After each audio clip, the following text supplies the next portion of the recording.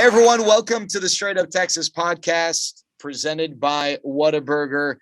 Really excited to be with you for another episode. This is a big one. This is our Grand Slam episode. We are so excited to chat with Matthew McConaughey and can't wait for you to hear that conversation coming up here in a little bit. The Straight Up Texas podcast, a celebration of the Texas spirit. I'm Jared Sandler, part of the Rangers radio broadcast team, and joined as always by my incredibly representative of the Texas spirit partner, the great JB Sauceda, founder of Texas Humor. I don't know if there's anyone more Texan than Jay, other than maybe our guest, Matthew McConaughey.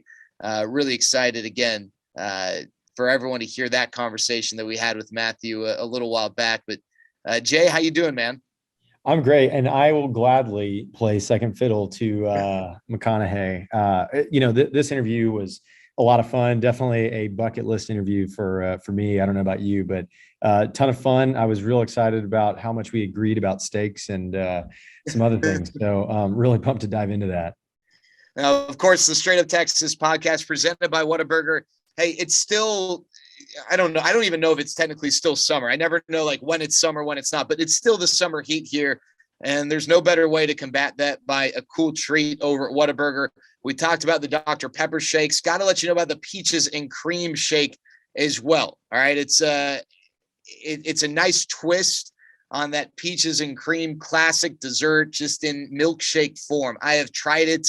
And then I tried it again. And then I had to try it again, and I wasn't done with all my experiments, so I had to try it one more time. It was just that good. It kept me coming back, and I'm not necessarily a big peaches and cream guy in general. So if you're thinking, hey, well, I don't love peaches and cream, I promise you're going to love the peaches and cream shake. It is available for a limited time, so do not wait. It is not going to last long, but head to your local Whataburger. You can get the taquito, you can get the HBCB, you can just get the standard Whataburger, but you gotta pair it up with a peaches and cream shake. That's the way to go. I promise you.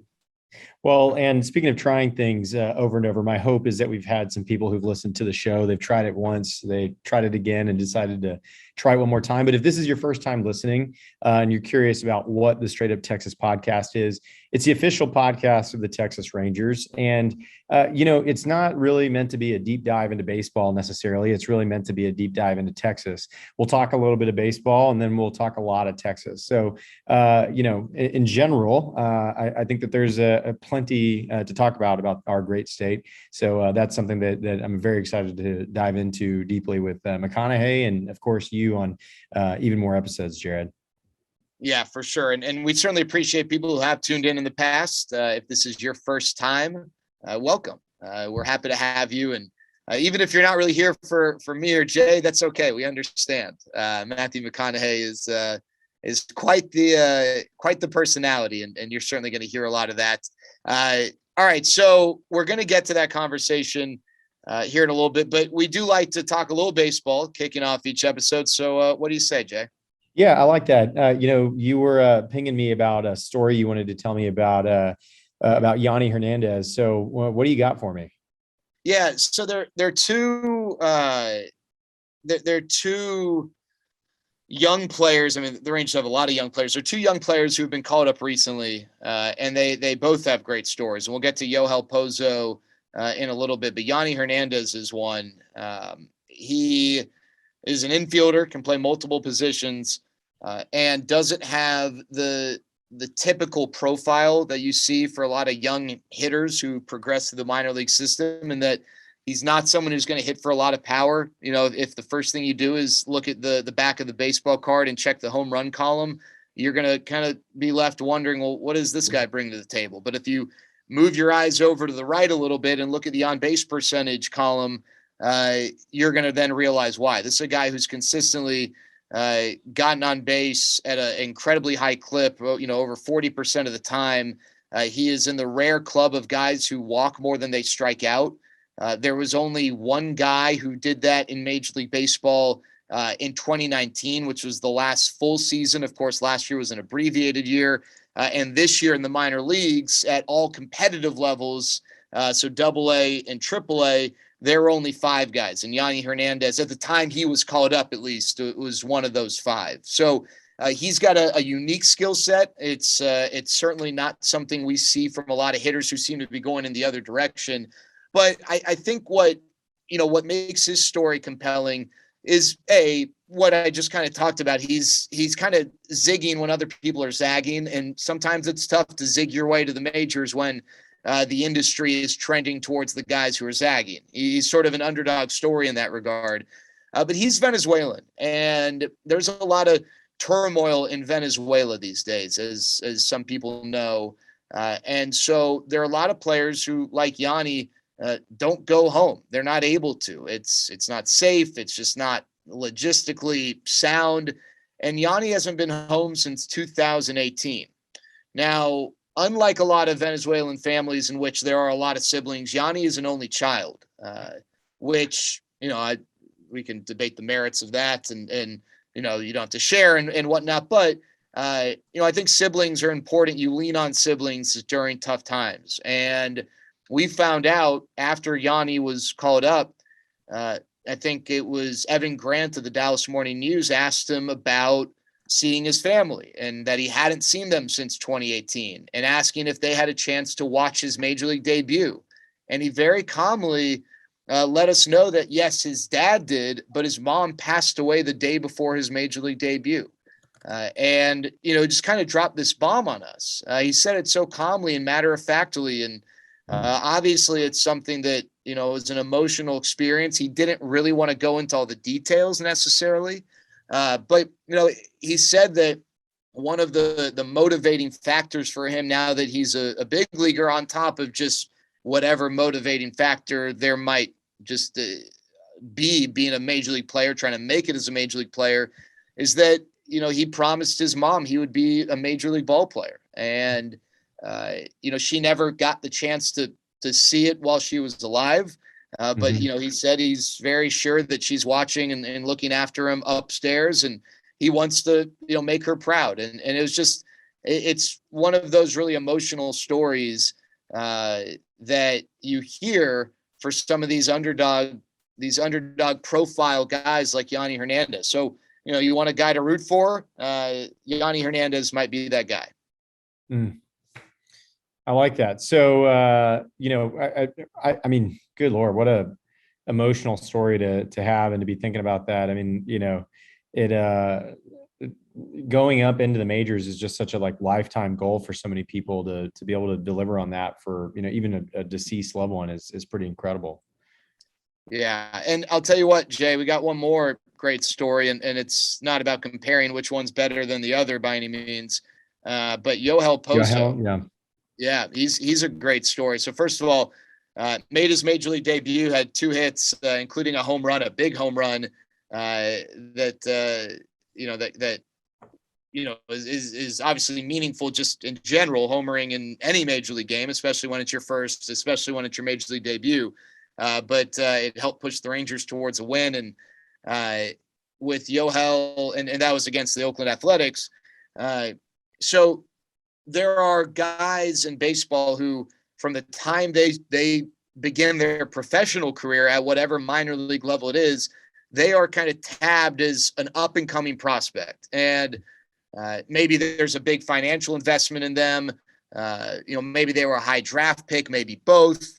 But those guys, they get the attention, and a lot of times they get the benefit of the doubt, especially when there's a lot of money invested in them. And then there are guys who, they sort of stay under the radar and they continue to improve. And some of those guys are some of the best players in Major League Baseball. Whether you're a highly rated prospect or not does not guarantee anything. Some of the best players in baseball were highly rated prospects. Mike Trout, Bryce Harper, some of the best players in baseball were not highly rated prospects. Guys who sort of pop up and, as we're having this conversation, the Rangers are getting ready to face the Boston Red Sox. One of Boston's best hitters is JD Martinez. He's been one of the best players in Major League Baseball for the better part of the last decade. He was not a highly rated prospect at all. So there's no definitive path.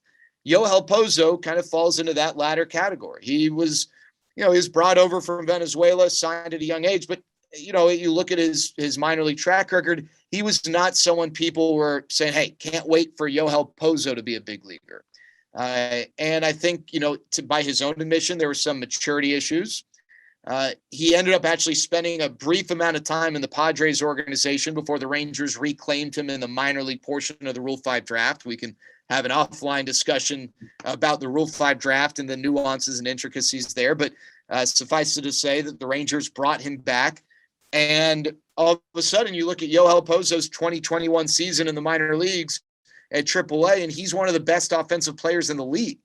And it's kind of out of nowhere. That natural progression wasn't there. It was kind of like, he was at a certain level and then shot up. It was like a spike. And he earned a major league promotion this year. I don't know that anyone going into the year would have put any level of money that Yohel Pozo would make his major league debut. That's a credit to him.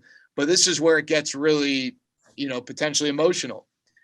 First of all, you ask Yohel Pozo what has been key to him. Instead of talking about any sort of baseball mechanic, he talks about the mental side and talks about his son, Paul, who suffered a stroke when he was 4 months old, he's, I think, 15 or 7. I forget if it's 5 months old, a year and 5 months or 15 months. But he's in that range, about a year and a half, and is healthy. They aren't fully sure the impact of the stroke because he's still in such a young developmental stage. But he talked about how going through that experience and not knowing whether his 4-month-old son, who was just helpless in his arms, would be able to survive, and having seizures and all this, just the human toll that takes, and how that has changed him. He now has a much different approach. And, the other thing, he was homeless a year ago. He was living out of his car. How many professional athletes have those stories? We hear about the ones who do, but not many. And it's not easy to overcome those stories. Just think about how tough it is, whatever your job is, to be great at your job when you go home to, a meal and a bed and a roof. Now, make that specific to baseball. You're trying to perform at the highest level. You are, even a minor league player is the 1% of the 1% in the world at playing the sport of baseball. So that means that you are, but so are your competitors. And now you're having to persevere without necessarily having a roof over your head. Some of the other challenges that are going on, we all have challenges outside of work, but to be able to perform, to be able to persevere through that, we talk about perseverance as a quality of the Texas spirit and the Straight Up Texas podcast. Yohel Pozo definitely embodies that when you consider his experiences. So those are two young guys. Who knows what the future holds for them, but congrats to them. They will always, always be able to say they were Major League Baseball players. And they've got two incredible stories, underdog stories of perseverance that allowed them to get to this point. Well, I not to change gears so drastically from the emotional and very uplifting side of things of baseball, but I do have to ask. I've heard a little bit about some rants that you've been on about frozen grapes. Is there something about the frozen grape world that I don't know about that I need to know about before we go talk to McConaughey? I would just say that if you have not tried frozen grapes, you are missing out. I first tried frozen grapes in about 2011. And the reason I did it was I loved grapes. And it was the first time I was living on my own post-college. And I was working in minor league baseball, making next to nothing. And I would buy grapes from the grocery store and they'd be gone in like 2 hours. Cause I would just, I would finish them. I'd crush them. They're so good. And grapes are, they're not the cheapest, especially if you're having to buy a new, bunch of grapes every day. And so I figured, well, how can I slow down my desire to eat grapes? And just the natural idea of curbing my appetite didn't make sense. That was not pragmatic to 21-year-old Jared. But I thought, you know what? I'm trying to eat healthy. I like dessert, but what if I freeze grapes? I remember when I was in second grade, I froze a banana once, and that was kind of cool. It's kind of like a natural banana popsicle. So if I freeze grapes, is that like dibs, except for instead of, ice cream, it's grapes? And I did it, and I was like, hey, I actually like this. And so now I'd say from that point forward in my life, my grape consumption ratio from frozen to unfrozen grapes is probably 10-1. And I consume a lot of unfrozen grapes, but frozen grapes, it forced me to eat them slower because I couldn't just take 10 and shove it in my mouth because they were frozen and they would have like just crushed my teeth and my nerves in my mouth. But I would just say that if you've never tried frozen grapes, you're missing out. Frozen grapes are delicious. Make sure you leave it enough time to freeze. But once you get it, it's like having a little mini dessert popsicle in grape form. Well, what a way to jump into this McConaughey interview. I'm happy that I got that. I ran into one of your fans, people that listen to you on the radio, and that was the one thing that he brought up about how much he enjoys listening to you. When you're talking about the Rangers, but of all the things that he felt the need to bring up, he made a point to tell me to ask you about your frozen grape obsession. So, what do you say we go shift gears once again and jump in with McConaughey? Yeah, here you go. So the Straight Up Texas podcast presented by Whataburger. Let me tell you, frozen grapes, great dessert. Nothing better than the peaches and cream shape. Please go and try that out at Whataburger before it's too late.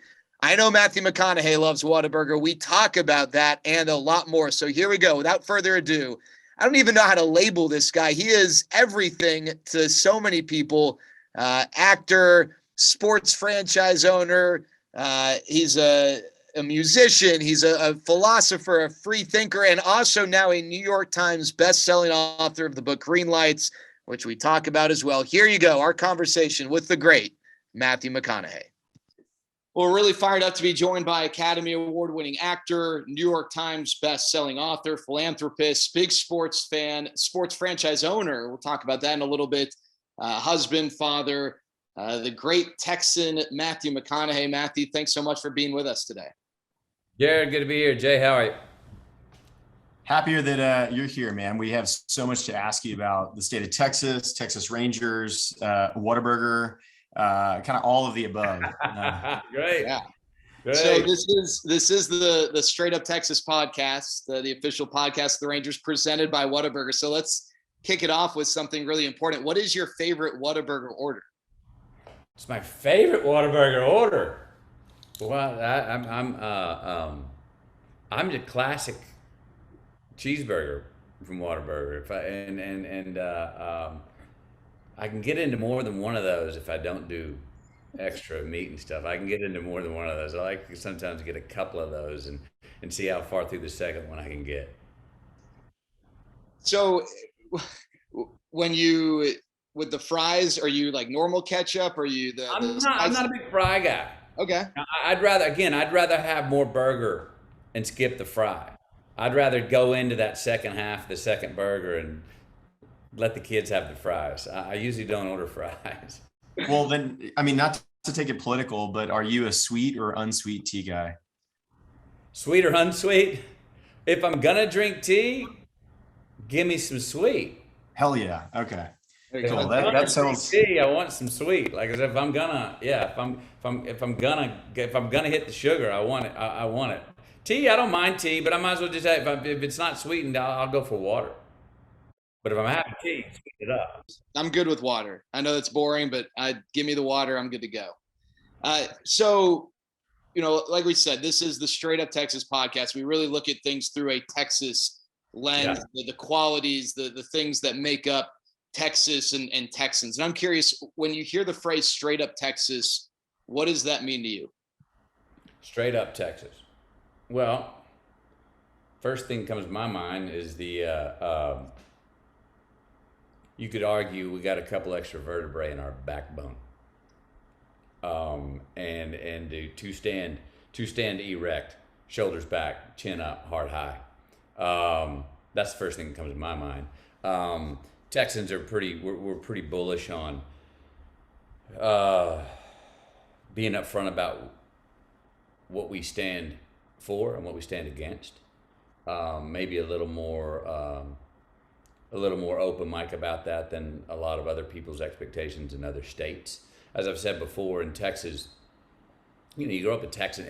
Everyone grows up, so you got things you should do and things you shouldn't do because you're a child of God. You got things you should do, things you shouldn't do because you're an American.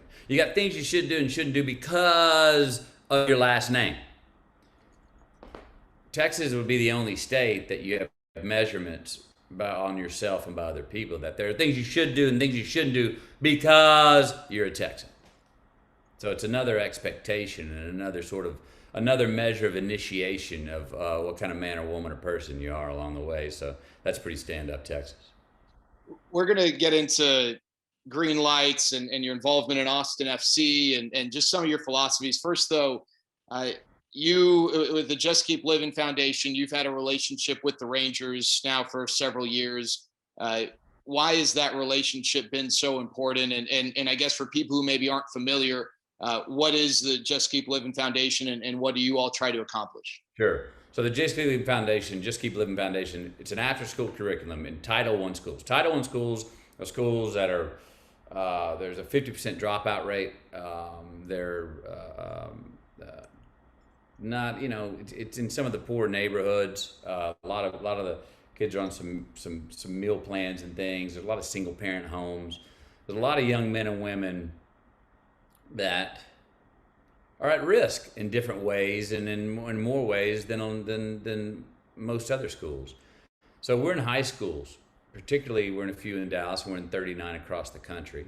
And we offer a after-school curriculum on Tuesday and Thursday where these young men and women come and have to set a physical fitness goal. Whether that is, hey, I want to make the baseball team next year, and hell, I can't run a quarter mile. All right, we're going to help you. Or whether that's, hey, I need to lose 3 pounds so I can fit into my prom dress in 2 months. We're going to help you meet that. There's a nutritional goal. Hey, your mom spent $42 on 5 burgers last night. We got nothing against those burgers. Go have them. But at the same time, we're going to show you for $42 how to go to the supermarket, go down the produce section, get some beans, maybe some meat, come home for the same amount of money, cook a very healthy meal, and you get to cook it in the kitchen with your family, which is valuable time. We have all the students do community service within their community, so they're accountable. It's not a free ride. They got to give back.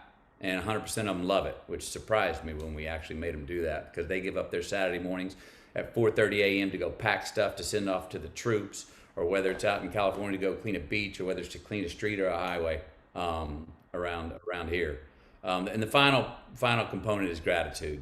We believe that the more you're thankful for, the more you're going to create in your life to be thankful for.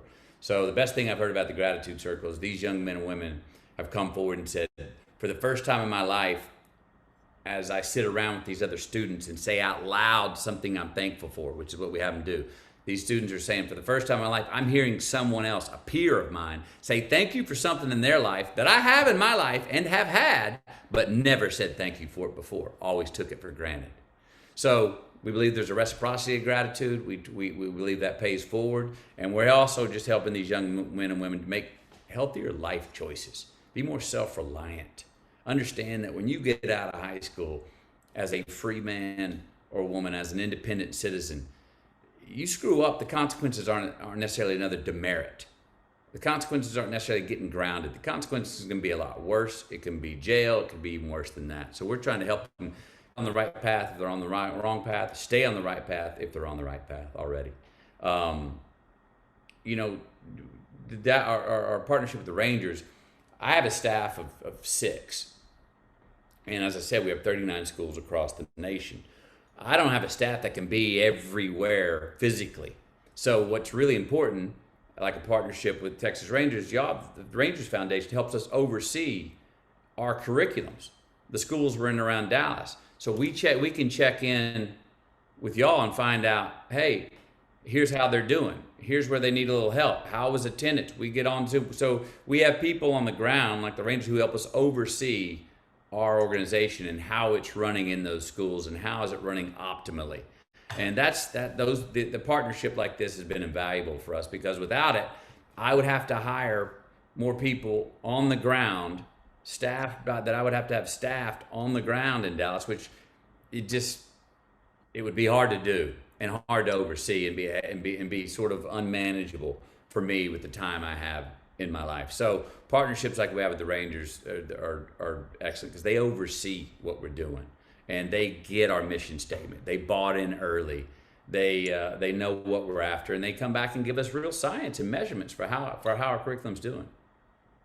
Well, so I've been in Austin now about 20 years. I grew up southeast of Houston, LaPorte, but came to Austin for some of the same reasons that your brother told you to come check this place out. That all you have to do is be you in Austin, which I love. And so the metaphor of green lights, I love, because when I was in school, I would drive down Guadalupe, and when you would just hit every single green light, or at 2 o'clock or 3 o'clock in the morning, nothing but yellows, it was a good feeling. So tell me a little bit about like all the inspiration, everything that went into Greenlights, and why did you decide to write this book? Yeah. Why are you so damn good at metaphors? I mean, just give it to us. Okay, you know what I love about metaphors? They don't tell you what to do. They give you a landscape. They give you a parameter. They let you make your choice. Everyone can make their own personal choice and find their own personal truth within the parameters and the compass and the approach that metaphors give. That's what I love about them. And the reason I love those, because I don't like being told what to do. I don't like getting advice, do this. No, I like saying, hey, you know what? If you look at it this way and this way, and you head that direction, you're probably going to catch a green light. And I find that to work. That way we each have our own personal story that we can write within the metaphor. That's what I love about metaphor. Now, green lights. You see on my right shoulder, that's a traffic light. There's 3 green lights, all right? Yeah, so that's the one that's green, right? We love that one. That says go. Like I said, down Guadalupe, carry on, man. Don't touch the brake. More, please. It affirms your way. You are in the flow. We like those. That middle one's turns yellow. Ooh, slow down. Wait, do I slow down or do I speed up? I don't know. I got a choice to make when it turns yellow. That's times in our life where we need to pause, take some introspection, maybe learn something. Look back at that pothole we keep stepping in and tripping in every time we round the bend. And instead of just hopping up and running again, maybe take a minute. Let some other runners pass you, but figure out, why do I keep stepping in that damn thing? So the next time we run the lap, we dodge it. That's like choices we make for evolution. That's a yellow light. Now red lights, boy, they're tough, man. It's sickness, health, death, things that stop us in our tracks, man. We do not like the yellows and the reds. But what I found in writing my book, my last 51 years, is that all those yellows and reds that I had in my life, and I've had plenty of them, sometime in my life, sometime later on in my life, I said, oh, you learned a lesson from those that made them turn green. So the death of my father was a red light, man. Major crisis. But I wouldn't have been kicked myself in the backside to become the man I'm trying to be as early as I did without my dad moving on. With he'd have still been here physically, I'd have still been relying on him to be my crutch. I'd have still been relying on the fact, sort of even subconsciously, that, oh, he'll have my back if I really get in a bind. But then he's physically no longer here, and I'm like, ooh, McConaughey, you better man up, boy. Your pop ain't here anymore. It's time to quit acting like that man he wants you to become and start being that man he wants you to become. So, does that deny the crisis of my dad's death? No. But there was a green light lesson in it. So I've had plenty of hardships. I was like, boy, in the rear view mirror of life, all the reds and yellows are green. And I believe that to be true in all our lives. Whether we know when we're in a crisis that there's a green light in it, or at least trust that there's one in it, I think is important. Now, when do we realize it, that the red and yellow light, the hardship, has a green light asset? Man, maybe we know it today. Maybe we know it tomorrow. Maybe we know it next week, next month. Maybe we don't know it till we're on our deathbed. Maybe it won't be realized until we're dead and gone, and our kids, grandkids realize it 2 generations from now. But somewhere in the future, the red and yellow lights will turn green. I do believe that. Well, you made a comment that I loved, because you lived in almost 2 polar opposite places between Uvalde and Longview, right? And I think you said it, Uvalde, you felt like it taught you how to deal. And if I remember correctly, you said Longview taught you how to dream. So like, how did your upbringing in South Texas and, kind of the Piney Woods shape you and who you are today?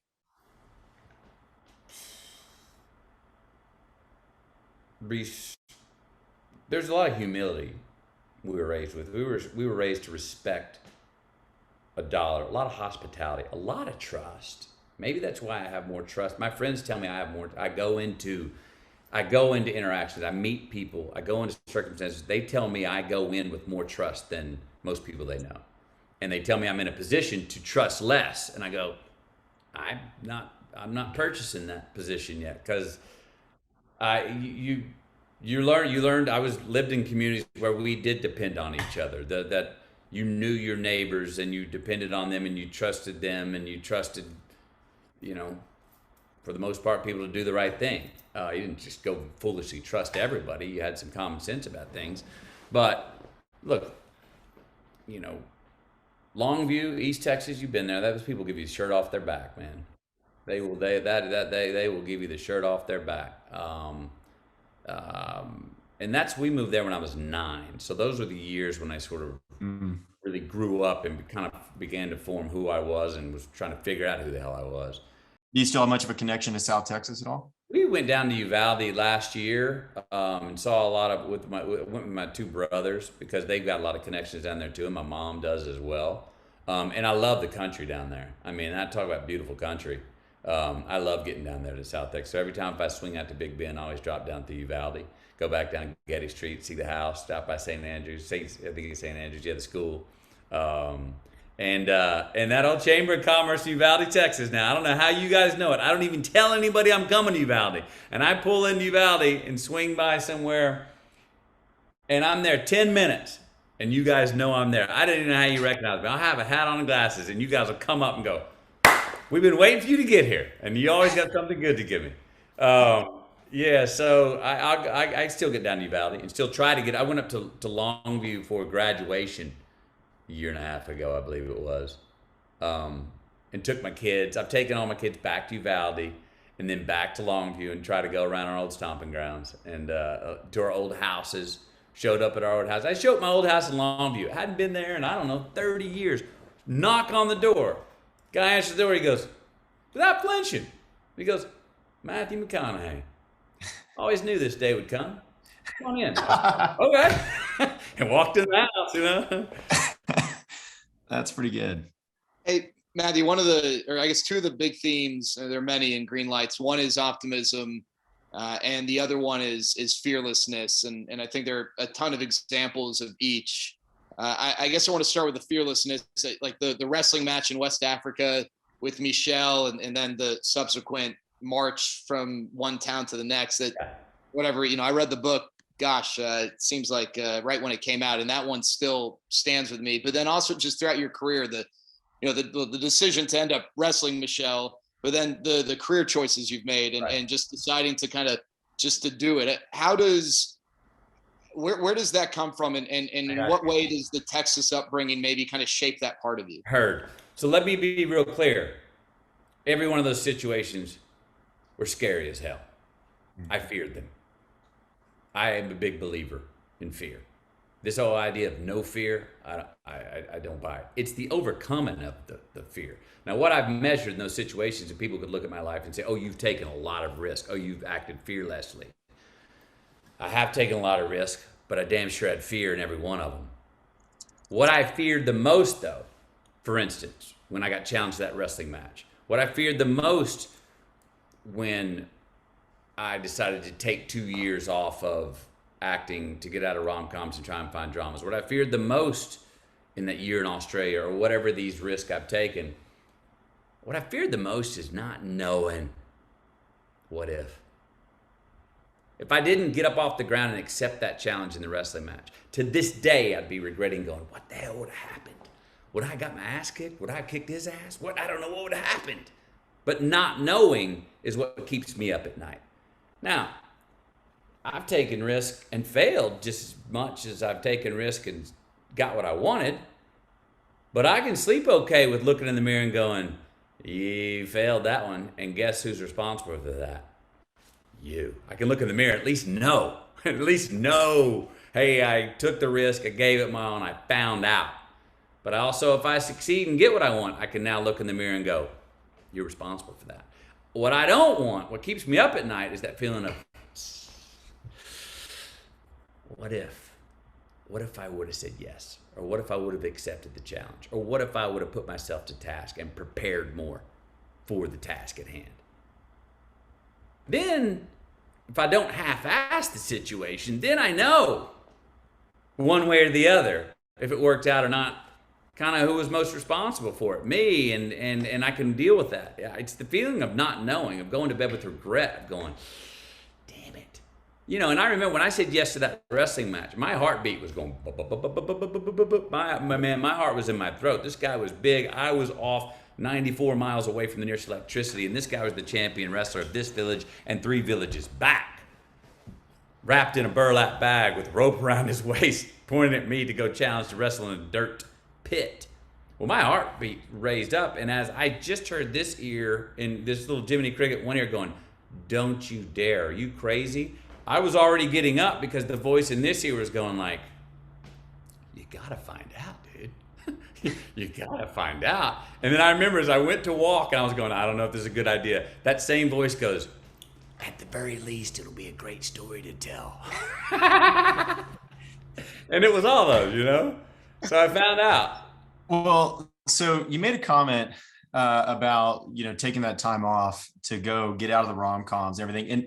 And that decision point within the Texas Humor Office, at least, we have a term for it. We call it the McConaissance, that, right. You know, there was that, you know, step back or whatever. And as an aside, you know, I actually, I was kind of one of those students who was trying to skip out on class and go intern a lot. And I was lucky to intern with a guy named Jeff Nichols, who you obviously know very well. He was writing jingles at a little ad agency, trying to just figure out how to, you know, go get shotgun stories made. For those who aren't familiar, Jeff Nichols is the director of Mud, one of Matthew's fantastic films. But my favorite one I've done. So of all of the you know, kind of tough decisions around your career to just kind of shift gears, I mean, you know, walk us through a little bit about that moment where you decided, look, like, I'm making good money, I'm doing, you know, a fantastic thing over here with all of these strings of hits, but I'm ready to go shift and have people take me differently, or take a different sort of stance on me. I mean, what was going through your mind in that period? Well, it was more less thinking about having people take a different stance on me. It was about me going, I want to do work that calls me to arms. I want to see if I can do some work that challenges me, where I go, ooh, I'm scared of today's work, but I can't wait to go do it. I was loving the rom-coms I was doing, but I wasn't scared of them at all. I felt like I could read the script tonight and do the role tomorrow. And I was like, well, that's cool. That's okay. But man, I wish I could find some work that scared me and made me sweat in my boots. Remember, my life at the time was making me sweat in my boots. Newborn, just met the woman that I'm falling in love with, became a father. Have you ever been more clear or more masculine in your life than the 6 months after that your firstborn came? No question. A man's head, heart, and soul, loins, everything are more aligned after their first child than ever before. So I just had my first child. You get brave, man. You get courageous. You get rational, but you get like, you look the world in the eye. You see further, wider, and clearer, and you're like, bring it on. Because I know what I got to take care of. I'm living for the future now, right? As fathers. Well, that was happening in my life. So my life was feeling so damn vital. I was happier. I would get angrier. I'd have more joy. I'd laugh louder. So my life was like wonderfully dramatic. But my work was like, oh, I can do this. And I was like, oh, can I get work that challenges my lifestyle? I want to do these dramas. Nope, can't do those, McConaughey. Stay in your lane. Romantic comedies. Where I was like, well, if I can't do what I want to do, I'm going to quit doing what I've been doing. I'm going to roll the dice, take a bet on, I'm out. So I said, no rom-coms. And that went on for, I didn't know, it was a one-way ticket. I didn't know how long that would. I didn't know if I'd written a ticket out of Hollywood. And I almost did I did for 20 months. So 20 months out of Hollywood, I'm down here in Texas with my newborn and Camilla. I'm not in the theater in a rom-com. I'm not in your living room in a rom-com. I'm not on the beaches in Malibu getting pictures taken of me by the paparazzi, which make people think I was living a life of a rom-com. So it's like, where the hell did McConaughey go? Where is he? So in the anonymity I got from where the hell is he, I unbranded.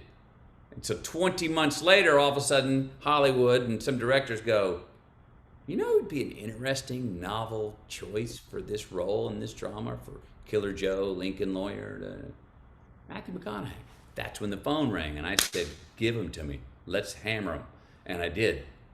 So I unbranded to rebrand. And I knew it was a big risk. Trust me, at month 16, I had honest considerations of going, I'm never working in Hollywood again. I'm gonna go become a fourth grade teacher, maybe a high school football coach, a wilderness guide. I got to look for a new vocation. Didn't happen. Matthew, I'm curious. I was born and raised in Dallas. I went to college in California at USC, and California's a great state. I'm sure you spent plenty of time there, and it's, you know, laid back people, but there's not that next door neighbor going to be friendly to everyone that I meet type of vibe. You know, it's maybe a little more standoffish. Texas, you know, the thought is, hey, you're going to see someone on the street, you wave to them, and you kind of seem to embody that.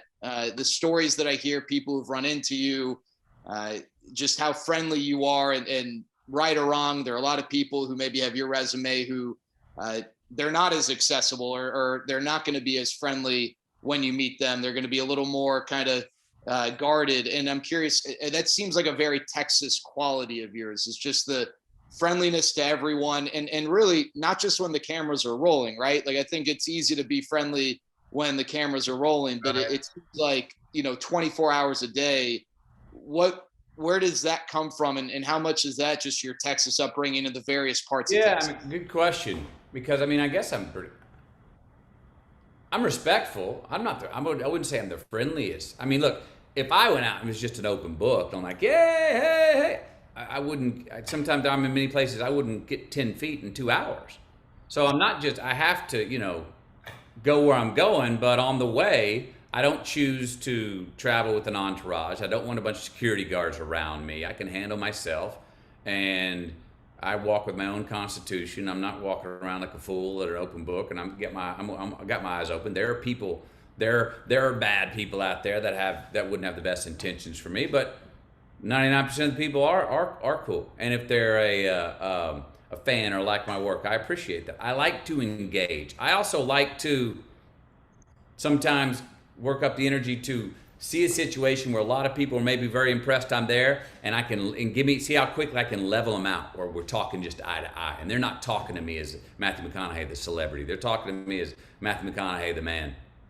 And so they're more involved in the conversation instead of very impressed with it. I work up the energy to do that a lot. I would call it engagement. I do like to engage.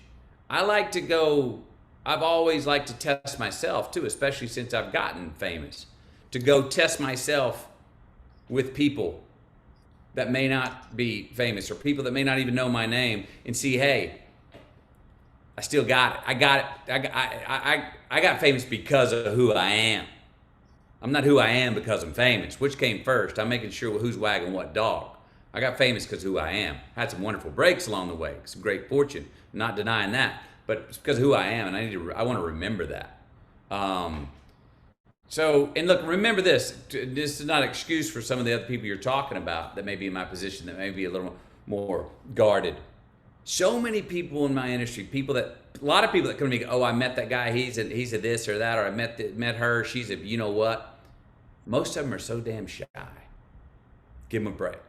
Remember, they're really shy, and they go perform. A lot of people in my business, they're like, you never see them. They're insulated from the world until they get in front of the camera, and all of a sudden they come alive, and you go, oh, there you are. I've just chosen. Look, I got other friends in my business that everywhere they go, man, it's 2 black Suburbans with tinted out windows, and their security, and you know which way. That's fine. I just don't want to do that much work. I don't want to do that much work to try and hide and get away with it. I've tried it before. It just went against my grain. I'd rather drive myself, maybe with the window down. And that's just how I prefer to roll. I personally don't like a lot of those things done for me, but some people do, and it's just a different way to go about it. Well, on that, I mean, how much arm twisting is having to take place behind the scenes for UT to get you out there as the spiritual guru, Austin FC? I mean, you are like the spiritual guru of Austin. Like, I feel like I see you pop up everywhere. Are you loving that? Are people calling you, or are you calling them and asking if you can go be the spirit leader of all this stuff? I mean, no one's calling me, and I'm not calling anybody else. I'm just doing it. I'm not on anyone else's schedule, and I'm not asking permission. I'm just showing up. I'm just showing up and doing it. I mean, um, it's just naturally unfolded this way, and it's I believe in it. It's a win for me in the university. It's a win for me in Austin FC. It's a natural fit. It's how my mind. I'm not putting on another cap and going, oh, now I'm going to be this. It's how I naturally think. It's what I naturally believe. It's in my heart and my head, and you know, some people just have the recorder on. Someone's recording it when I'm doing it, or you know what I mean. Or Austin FC the other night. Bam. We're opening up the first game. I got to go out there and get the drum beat going. Who else? I'm the guy to do that. We agree. I mean, I'm the guy to go get that drum beat going with the supporter section. UT. I'm up there. If I'm in my box, there's certain times they're going to cut up to me, in the box. I talk to the media guy. Don't cut to me too many times too early, because if we're trying to make a defensive stand and we're up 17-15 in the fourth quarter, that's when you need to cut up with me to get the crowd going again. Because if you cut to me too many times too early, it's kind of boring to see me by that time, right? So, and then the Minister of Culture work that I'm doing with both those, that's about aligning the values. Like for instance, with the University of Texas, same values put a championship caliber team on a field or in a pool or on a course or a court. The same values it takes to put a championship caliber student in the classroom and outside of the classroom. So we got to get these values aligned of the athlete and the student.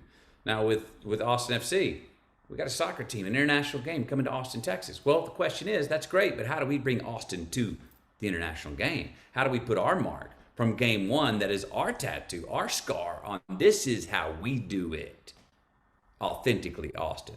That's the culture work I'm doing.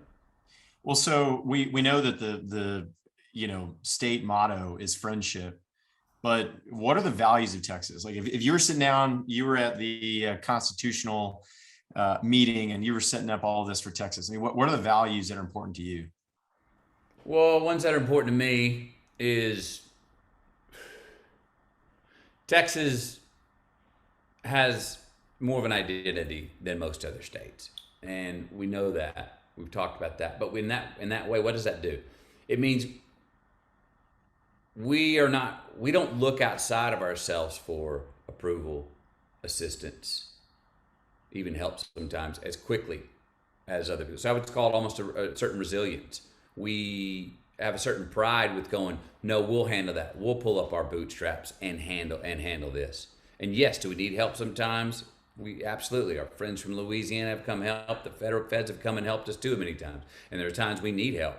But the mentality is if we can do it ourselves. The best of Texas is if we can do it ourselves, let's do it. Let's be as self-reliant as possible. Self-reliance is a big Texas thing. It's a big Texas thing. At the same time, Texans are not secular. Like Louisiana's the most secular state. People in Louisiana, most of them don't leave Louisiana.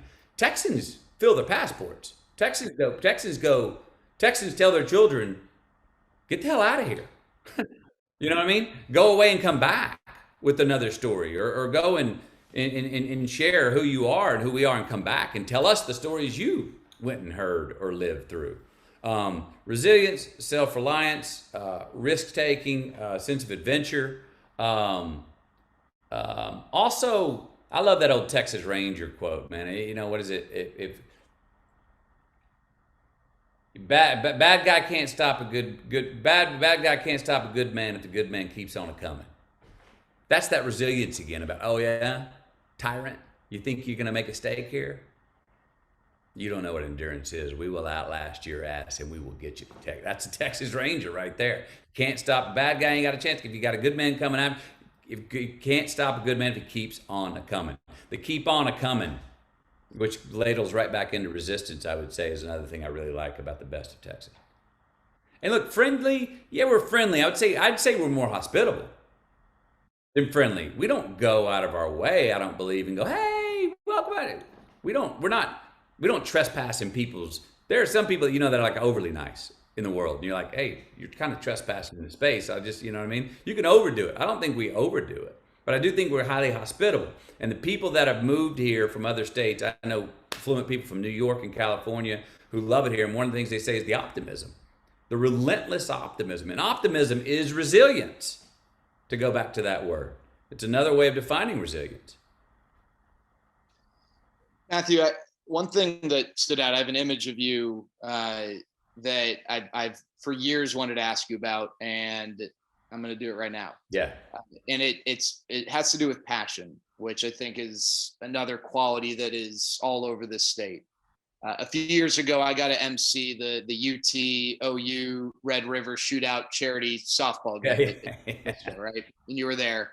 And it was, for my knees are still scarred from trying to play shortstop without knee pads.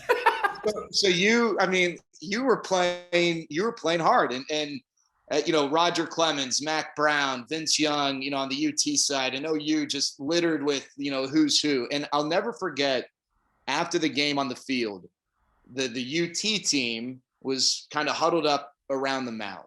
And, these charity events, people either don't want to get hurt, or they're like, I don't want to say they're scared to fail, but there's a big crowd and they don't want to make a fool of themselves. They're going to go like 80%, because if they're going 80% and they strike out, who cares? You were going hard. And then after the game, what I'll never forget is you had the attention of everyone on that team. And you were sharing your thoughts on the pride of being a Longhorn, and the pride of representing the University of Texas after this charity softball game. And what struck me most, in addition to your speech, was that when I looked around, all of these guys were just dialed into every word that you said. And I thought it was really neat that you had their respect and their attention.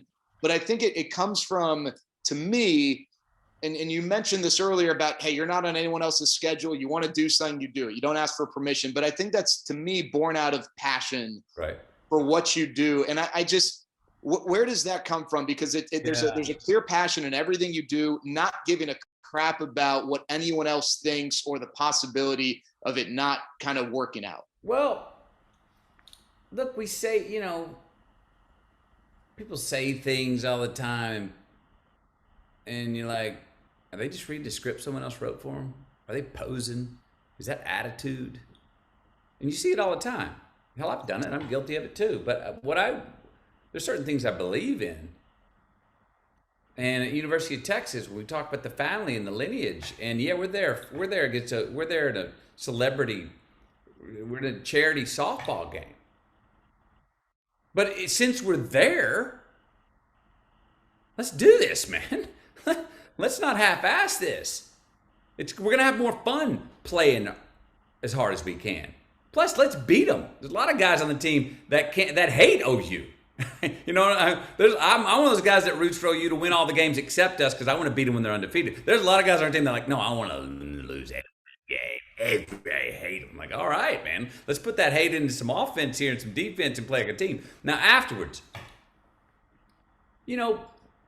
again, the best of UT, when you're doing this after the game, win or loss, and you're singing the eyes of Texas, that's part of the lineage. It's like, it's not just about that day's battle. It's about the 1,000-year war. It's like we're in this for the long haul, from the history that got us here to the history that will live out in the future.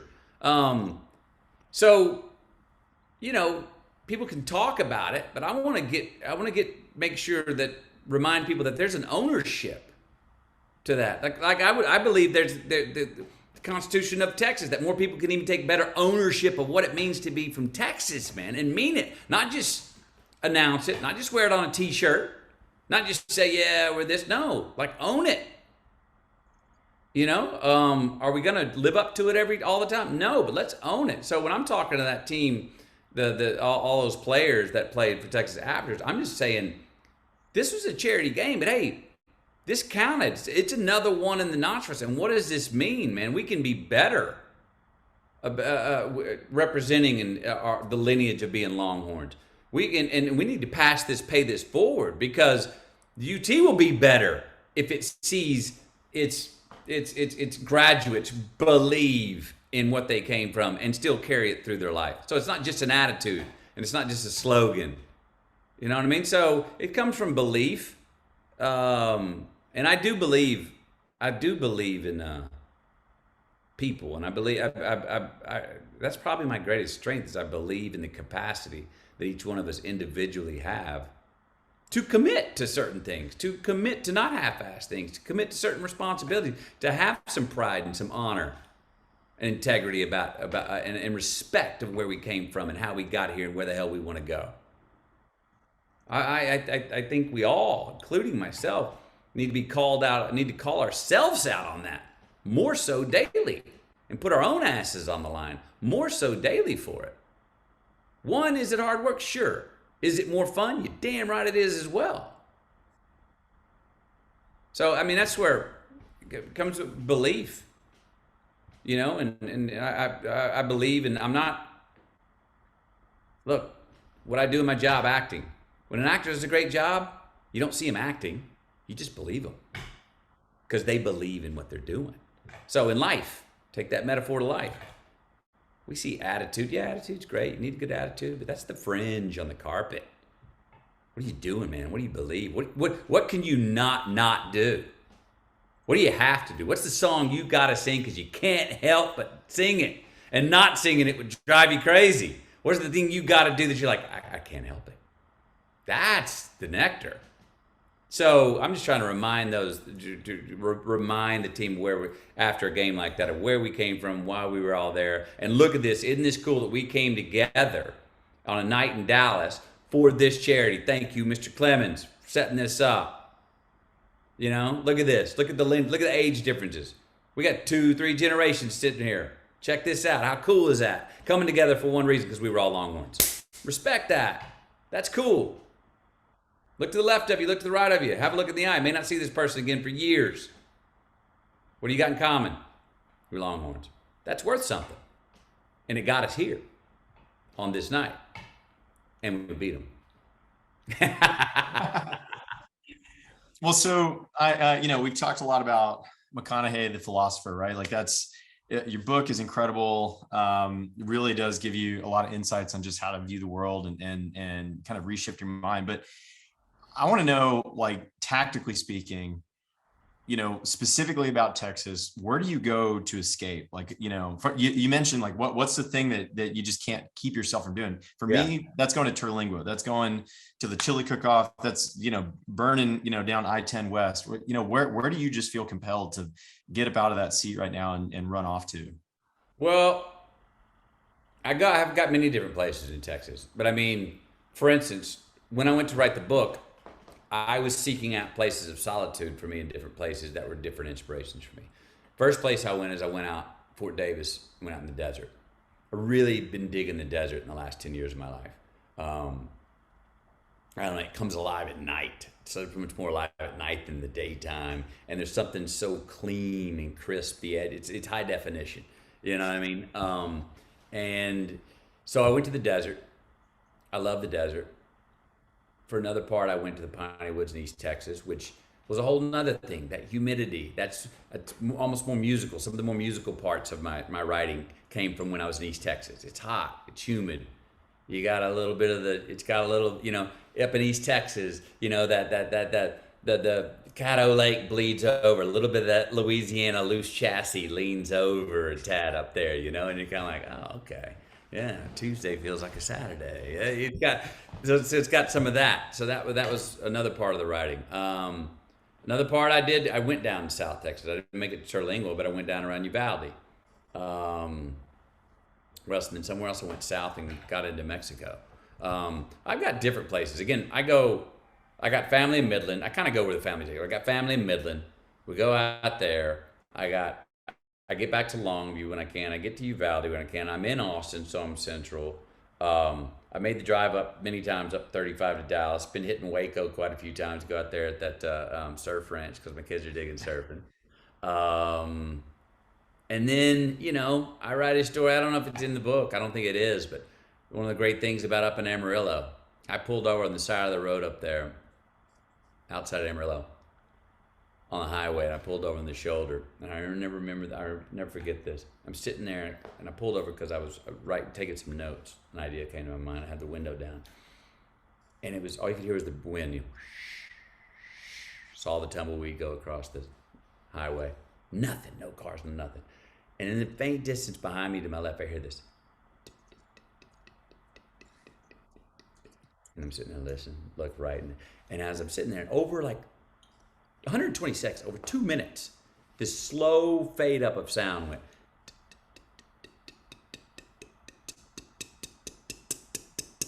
Until it got so damn loud, I went, what is that? And I looked to the left. And this little 8-year-old kid was riding by on his bicycle, and he had 2 playing cards on his spell. I was like, record that. That's audio heaven. So, I've got spots that I have memories all through Texas. And that drive from Austin, Houston, San Antonio, back to LA, I've done that 48 times. And love that drive. Snapping back home. You're at home with the wife, the kids. It's Chef McConaughey coming in. What are your Texas dishes? Do you have an extra? I did it last night, man. 1 5/8 inch thick Wagyu ribeye. It's off of a guy that has a Texas ranch here, and I'll either green egg that or hey, you cannot. I know that you cannot gripe about hitting it in an iron skillet, man. Oh yeah. Oh, you can't. It is the skillet is so underrated. Everybody thinks you got to grill them. Don't sniff at the skillet, man. Cast iron skillet.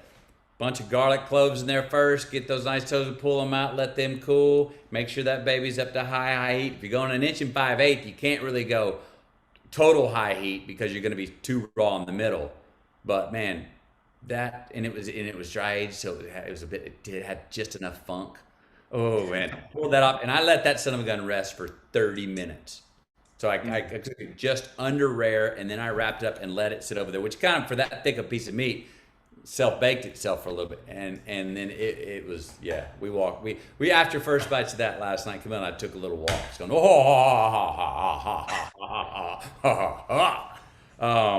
so that's where I go to. I will save up and once a week get a badass steaks, and I'm a ribeye guy. My oldest son loves it lean. He likes it tenderloin. He can have that. Give me the marble. Give me the marble. I want my marble, man, and I am not cutting that marble off to throw it in the trash. Oh yeah, down my shoulder. Yeah. Matthew, I'm curious, when you think back to films, you've played in a variety of films. Some have zero to do with Texas. Others, there's a slice of Texas in them. If you were to think of a film, or maybe if there are a few that jump out, whether you were in the film or not, that represent Texas, what are the ones that jump to mind for you? Oh, what Last Picture Show? Newton Boys. I did a great Texas film with Richard Linklater, the Newton Boys. They were all from Uvalde, actually. Willis and them. Did another, one of the Texas films that we did, Bernie, that people, it's so funny. I mean, Nolan Ryan comes to me after Bernie. Comes to me and goes, man, I really like that movie, Bernie. And I was thank you, Mr. Ryan. And as I thank you, Mr. Ryan, as I went to change the subject, he stopped me and he put both hands on my shoulders. He goes, no, Matthew, I love Bernie. And he just made me stick. And I said, oh, thank you, Mr. Ryan. And I said, yeah, so how's he? He goes, no. Look me in the eye, son. I love Bernie. And I was like, well, thank you. Like that movie, people that love it, from Nolan Ryan to when I go to New York, the New York intellectuals love Bernie. It's always fun for me to measure like which people or cultures are so passionate about which movies that I do. And Bernie is a Texas one that people go, oh my gosh, I had no idea that there was a place like that on earth. And you got Richard Linklater, who sort of gives a charming look. Someone else, like in other hands, Bernie, people would have made Carthage, and that's East Texas. He'll be look kind of, like just old kind of dumb folk. But no, Richard, the director, puts it on a charming platform. It makes people go, I want to go there. Who are those people, man? Look at the stories that they're living and telling. Yeah, I still reference that description of the various regions of the state, and specifically the flyover of the Panhandle. That I don't think there's a better delivered joke than that. So we appreciate all the time, but I think we have one final question that we'll ask that I'm sure you've been getting kind of peppered with. But in the spirit of you being the Texas and the spirit guru, there's been all this talk about this comment that you made about running for governor. And right. So, if the opportunity arose, et cetera, a lot of, this and that, but seriously, is it something that's ever crossed your mind? Is it a, like what you've talked about before, where, you actually feel like there may be a day that you're the man? Are you the man today? Or you get better things? Obviously, I'm not the man today, because all my choice would be is if I want to put my hat put my name in the hat to run, all right, and then it would be up to Texas to vote me in or not. The man I am today is still in the same place that I was. I am giving it serious consideration. As I've said before, I'm measuring my future. Where can I be most useful? To me, to my family, and to the most amount of people, to the most amount of Texans. Where is that? What's my category? What's my embassy for that? I believe that I'm being called to lead in some form. And I'm giving real consideration to what is that form. And it's scary. It damn sure should be scary. So we talked about earlier, don't fear. Oh yeah, there's fear. Damn right I'm fear, because I really give a damn about what I would do that's best for my family, and what I would do that would be the best for the most amount of people. And so what is that embassy? What is that category for me? I'm giving that real measure. So that's where I am now, which is kind of where I've been. And that's not me parrying around the question. That's me giving you a straight answer where I am. I like it. I'll vote for you. Works for me. So you got to check out Greenlights if you have not. I read the actual book. I know Jay did the audio book. Just Keep Living Foundation. You heard Matthew talk about that earlier. If you're in Austin FC, soccer is such a great sport. Matthew, we really, really do appreciate it. And I think, I'm sure I speak on behalf of Jay here. I think you have this platform and you set such a great example, not because you're perfect or anything, and you talk about that in the book, but even how you handle the mistakes or the times in which maybe things don't go as planned, but the way you kind of go about things, the way you carry yourself. Not just a great example for Texans, but certainly beyond. We really appreciate that, and we certainly appreciate you joining us here today. Well, Jared, Jay, thanks, man. I mean, look, we're all trying to get our 8 seconds on this rodeo called life. We're trying to get it, man, and we're in it together. Yet at the same time, we're damn sure responsible for ourselves, and we could all take a little more responsibility and call ourselves to action. And it's going to take some sacrifice too, as we all know it takes. But there's a spot, I do believe, where we can make choices that are the best for us, that are also the best for the most amount of people at the same time, instead of making those two sound like they are opposing and they're impossible to happen at the same time. So for that, yeah, I say just keep living, and everyone out there, God bless Texas, and good talking to you. Well, there you go. That's the Straight Up Texas podcast presented by Whataburger. We'll talk to you next time.